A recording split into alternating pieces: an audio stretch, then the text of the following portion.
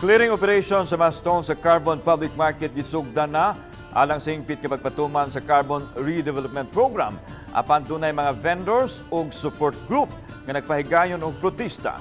Ano ang report?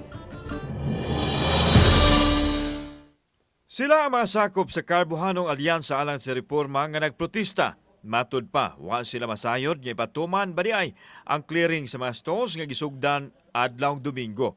Nabalaka sila tungod kay wa naay kasiguruhan kuno ang ilang panginabuhi. Ang amo yung next move ani sir, mudangop jud mi sa Commission on Human Rights aning pakalakiha. Mudangop jud mi kay ano, gitangtangan man nila katungod ang mga tao nga mahibaw. Gitangtangan nila katungod ang mga tao, tanawa ra gud na hitabo, daghan kaayong naglalis, daghan kay naglibog. Naglibog dyan may asa atong gobyerno ganong kalit lang, walay formalidad, walay clarification, walay legality. Samtang adunay mitumaw nga tensyon tali sa duha ka mga vendors tungod sa managlahing baruganan sa isyu.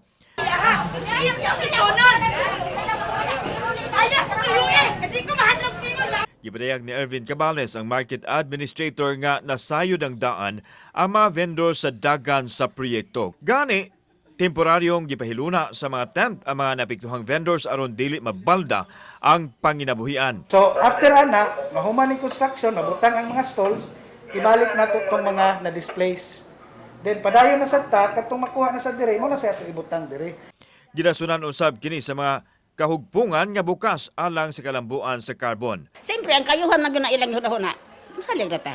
So karon wala na balda inyong panginabuhian. As of now, naananinda ko diya, kanang ang nasa tent.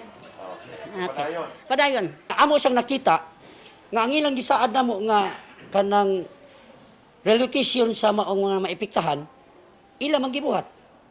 Wa sa nila pagasto ha. Kauban si Cleofer Lumayag, ako si Alan Domingo. Balitang Bisdak.